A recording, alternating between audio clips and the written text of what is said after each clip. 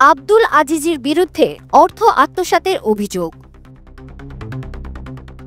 ক্যান্সারে আক্রান্ত দীপিকা।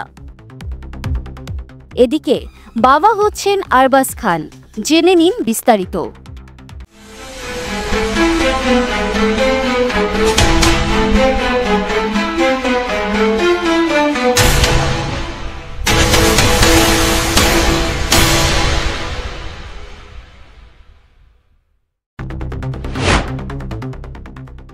জাজ মাল্টিমিডিয়ার কর্ণধার আব্দুল আজিজের বিরুদ্ধে উঠেছে অর্থ জালিয়াতির অভিযোগ। অভিযোগ এনেছেন নবাগত অভিনেত্রী ও মডেল জাকিয়া কামাল মুন। প্রতারণা করে অর্ধ কোটি টাকা হাতিয়ে নিয়েছেন আজিজ, এমন অভিযোগ মুনের। সম্প্রতি এক বিশেষ সাক্ষাৎকারে মুন বলেন, উনার আরও 3টা সিনেমা আমার সাথে সাইন আছে এবং টাকাটা আমিই দিয়েছি, প্রডিউসারও আমি। জাজ মাল্টিমিডিয়ার নিজস্ব কোনো টাকা নেই, ও টাকাগুলো আমার কাছ থেকেই নেওয়া। ও আমার টাকা দিয়ে অন্যান্য সিনেমাগুলো করছে, আমার সিনেমাগুলোর কাজেও হাত দিচ্ছে না এবং টাকাও ফেরত দিচ্ছে না। মুন আরও বলেন, এত ভালো করলাম কারণ উনি তো কাইন্ড অফ ব্ল্যাকলিস্ট ছিল গত 3-4 বছর, যেটা আমরা জানি। কেউ ওনাকে কাজ দিচ্ছিল না, ওনার হাতে কোনো কাজ ছিল না, সিনেমা ছিল না।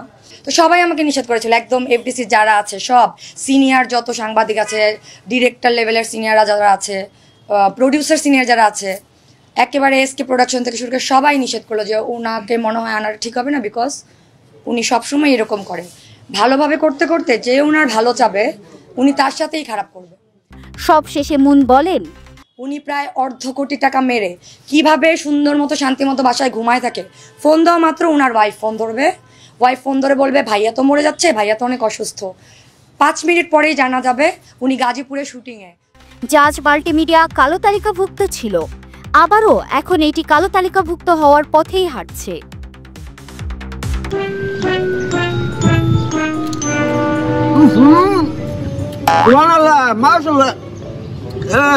আলহামদুলিল্লাহ, মিষ্টি, অনেক মিষ্টি।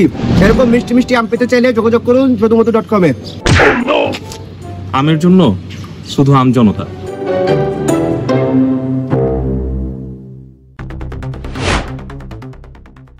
বলিউড অভিনেত্রী দীপিকা কক্কর লিভার ক্যান্সারে আক্রান্ত হয়েছেন। ইনস্টাগ্রামে এই খবর নিজেই জানিয়েছেন অভিনেত্রী। বর্তমানে ক্যান্সারের 2য় ধাপে আছেন দীপিকা। দীপিকা কক্কর জানান, বিগত কয়েক সপ্তাহ তাদের জীবনের সবচেয়ে কঠিন সময়ের মধ্যে একটি ছিল। ঘটনার ধারাবাহিকতা তুলে অভিনেত্রী লিখেছেন, আপনারা সবাই জানেন যে গত কয়েক সপ্তাহ আমাদের জন্য বেশ কঠিন ছিল। আমার পেটের উপরের অংশে ব্যথার জন্য হাসপাতালে যাই। তারপর তারা লিভারে টেনিস বলের আকারে একটি টিউমার খুঁজে পায় এবং এখন টিউমারটি 2য় পর্যায়ের ম্যালিগন্যান্ট। কয়েকদিন আগে ইউটিউব চ্যানেলে শোয়েব ও দীপিকা তাদের স্বাস্থ্য নিয়ে দীর্ঘ আলোচনা করেছিলেন। তারা জানিয়েছিলেন যে এই সপ্তাহে যে অস্ত্রোপচার হওয়ার কথা ছিল তা স্থগিত করা হয়েছে কারণ দীপিকার জ্বর এখনো পুরোপুরি কমেনি। দীপিকা বলেছিলেন যে চিকিৎসকরা তাদের আশ্বাস দিয়েছিলেন টিউমারটি অস্ত্রোপচারের মাধ্যমে অপসারণের পর তিনি সুস্থ হয়ে উঠবেন। AC, CC camera setup, computer সমস্যা সহ বসতবাড়ি কিংবা অফিসের ইলেকট্রিক্যাল সমস্যার নিশ্চিত সমাধান, সার্ভিস অ্যান্ড মেইনটেনেন্স। যোগাযোগ করুন আমাদের মোবাইল নাম্বারে অথবা ভিজিট করুন serviceandmaintenance.net।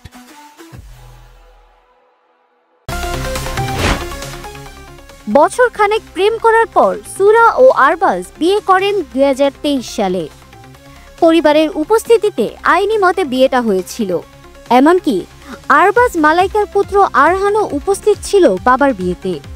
হামেশাই বাবার স্ত্রীর সঙ্গে দেখা যায় আরহানকে। আরবাজ খান 2য়বার বিয়ে করে আলোচনায় আসেন। মেকআপ আর্টিস্ট সুরা খানকে বিয়ে করে ভালোই চলছিল সংসার। শোনা যাচ্ছে আরবাজ খান বাবা হতে চলেছেন। সম্প্রতি সুরা খানের একটি ভিডিও সামনে আসে, আর তা দেখে অনেকেরই ধারণা খান পরিবারে নতুন সদস্য আসা এখন সময়ের অপেক্ষা। ভিডিওতে দেখা যাচ্ছে ওভারসাইজ ডেনিম টপস ও স্কার্ট পরেছেন 35 বছরের সুরা। দেখা যাচ্ছে সুরার ওজন বেড়েছে অনেকটাই, বেবি বাম্পও স্পষ্ট। যিনি ভিডিও করেছেন তিনি লিখেছেন, খুব জলদি মা হতে চলেছেন সুরা।